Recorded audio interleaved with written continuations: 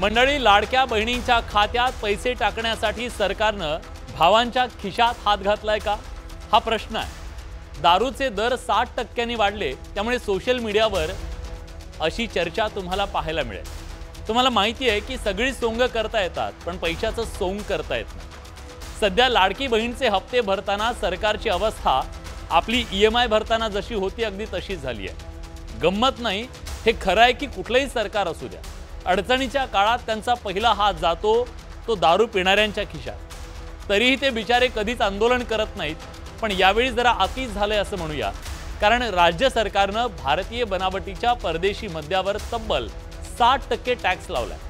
दारू पिणारे गप्प असले तरी त्यांचे कैवारी बनून बार मालक चालक मात्र सोमवारी आंदोलन करताना दिसले।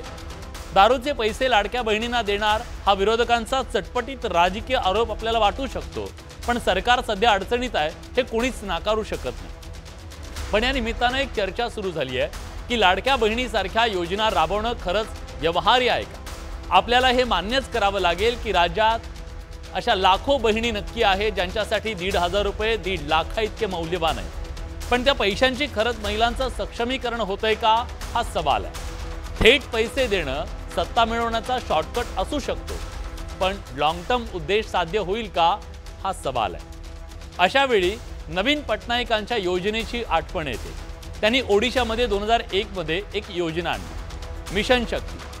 खरंय, हे मिशन शक्ती एक मिशन होतं महिलांच्या सशक्तीकरणाचं, त्यांच्या सामाजिक आर्थिक विकासाचं।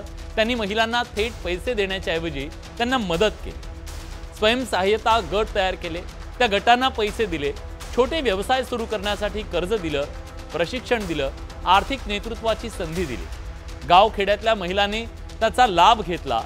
6 लाख स्वयंसहाय्यता गट स्थापन झाले, 70 लाख महिला त्यात जोडल्या गेल्या, त्यातल्या लाखो आर्थिकदृष्ट्या स्वावलंबी बनल्या। गावागावात छोटे उद्योग उभे राहिले, गावात रोजगार मिळाला। जी महिला 30 ते 100 रुपये दिवसाला कमवायची, ती आज महिन्याला 25 ते 50 हजार रुपये कमवते। महिलांना शक्ती देण्याचं मिशन पूर्ण होतं। इंडियन इन्स्टिट्यूट ऑफ पब्लिक ॲडमिनिस्ट्रेशननं या मिशन शक्तीचं सर्वेक्षण केलं, तेव्हा त्यांच्या लक्षात आलं की योजना महिलांना सामाजिक, आर्थिक, राजकीयदृष्ट्या सजग आणि सक्षम करते।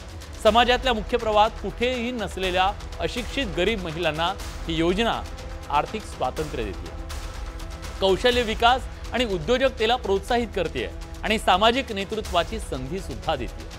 लाडक्या बहिणीला पैसे देताना तारेवरची कसरत करणारं सरकार याचा विचार करेल का, हा सवाल आहे।